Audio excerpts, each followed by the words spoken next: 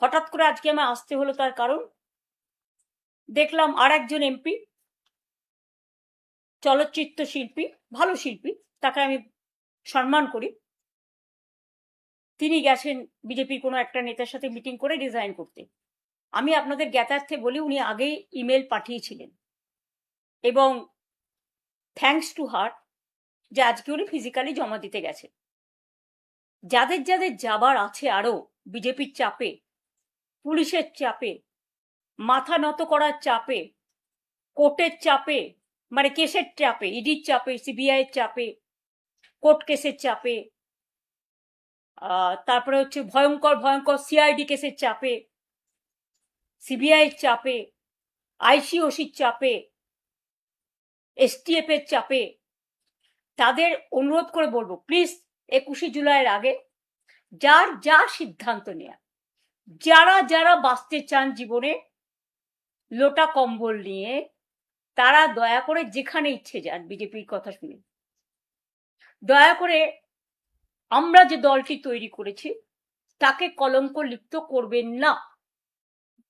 যার যার, আমি এক্ষুনি কনস্টিটিউশনটা পড়ছিলাম, clause 90, freedom of movement, freedom of speaking, freedom of right, যেগুলো আছে মানুষের, সংবিধান বলেই দিয়েছে আপনারা করতেই পারেন, তাতে আমরা একটু দুর্বল হব না। আমি শুনেছি এমনকি শহীদ পরিবারগুলোকে 21শে জুলাইয়ের যারা ছিলেন, পুলিশ থেকে ফোন করে বলা হচ্ছে এদিক নয় ওদিক যাও, মানে বিজেপির দিকে যাও, বিজেপি স্পন্সর বালিশের দিকে যাও, বালিশ পালিশ করতে যাও। তাদের আবার অনেক টাকার উপহারও দেওয়া হবে। আমি বলি আমরা তো খুব ক্ষুদ্র দল, আমরা 40 বছর ধরে এই পরিবারগুলোকে চাকরি থেকে শুরু করে যতটুকু আমাদের সাহায্য করা, যেদিন ঘটনা ঘটেছিল সেদিন আমাদের কোনো ক্ষমতা ছিল না, বাট 21শে জুলাই বেনেভোলেন্ট ফান্ড আমরা একটা তৈরি করেছিলাম, কবি সুভাষ মুখোপাধ্যায় তার চেয়ারম্যান ছিলেন, এবং প্রদ্যুৎ দত্ত এক্স আইএফ এর জেনারেল সেক্রেটারি প্রেসিডেন্ট, তিনি ছিলেন তার জেনারেল সেক্রেটারি, এবং তাদের নেতৃত্বে আমরা সেদিনও কিন্তু মানুষ যেটা জমা করেছিলেন তার টোটালটাই আমরা কিন্তু শহীদ পরিবার এবং বিশেষ করে যারা আরো 100-150 জন আহত হয়েছিলেন, যতটুকু পেরেছি সাহায্য তাদের হাতে তুলে দিয়েছিলাম। এবং প্রতি বছর আমরা শহীদ পরিবারকে ডাকিও সম্মান জানাই। এবারে যদি ভয়ে এবং অর্থের পরিসীমা ছাড়িয়ে যদি কেউ আপনাদের সাহায্য করতে চান, এটা আপনাদের সিদ্ধান্ত, কিন্তু মনে রাখবেন 40 বছর ধরে যারা প্রতিবার আমাদের প্রোগ্রামে এসছেন, আজকে দিন বদলেছে, সাময়িক। ভয় দেখাচ্ছে, সাময়িক। সন্ত্রাস দেখাচ্ছে, সাময়িক। টাকার লোভ দেখাচ্ছে, সাময়িক। এজেন্সির লোভ দেখাচ্ছে, সাময়িক। আমরা কিন্তু অমায়িক, আমরা আপনাদের ভুল বুঝছি না, আপনারা বুঝতে পারছি, আমরা বুঝতে পারছি আপনারা অনেক ঘেরা টোপে আছেন, আপনারা আমাদের সাথে এবছরটা থাকলেন বা না থাকলেন হৃদয় জুড়ে আছেন, এবং যারা মারা গিয়েছেন তাদের জন্য আমাদের অনেক কর্মী রক্ত দিয়েছে। 13 জন ছাড়াও প্রায় 150 জন, 100 জন পুলিশ ফায়ারে, পুলিশ গুলিতে বিদ্ধ হয়েছিল। তাছাড়াও অনেক শহীদ পরিবার, ইলেকশনের পরেও আমাদের প্রায় 20-22 জন মারা গেছেন, হত্যা করা হয়েছে, অত্যাচার করা হয়েছে, বাড়ি জ্বালানো হয়েছে, ধর্ষণ করা হয়েছে। তাদের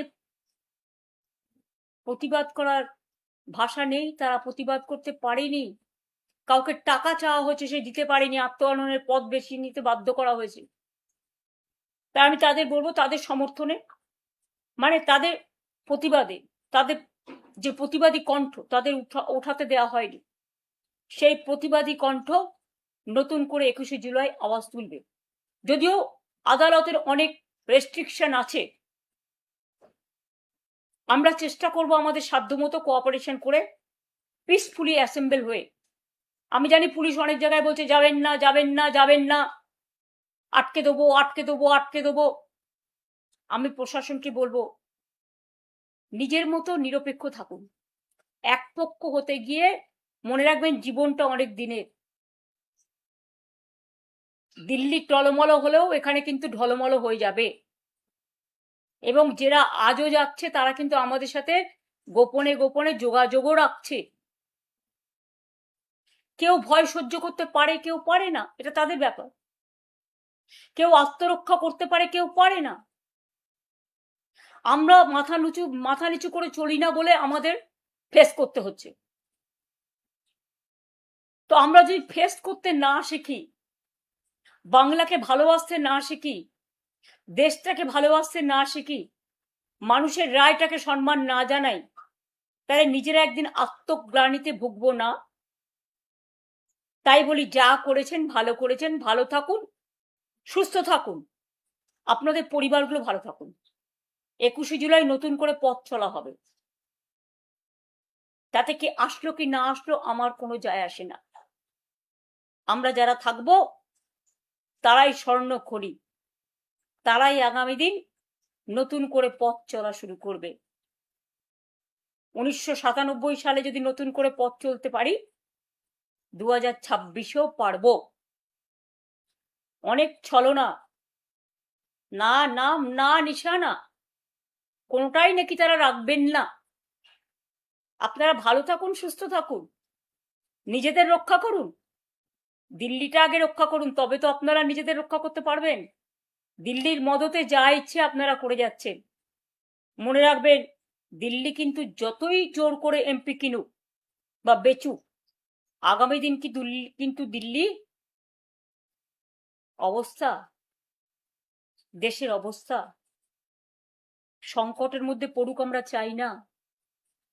কিন্তু মানুষ বলছে, অর্থনীতিবিদরা বলছেন, সামাজিক মানুষ বলছেন, আজকে দিন ধরে সুনাম অনশন করার পরেও, যেমন আমি যখন 26 দিন করেছিলাম, সরকার থেকে কেউ আমার সাথে কথা বলতে আসেনি।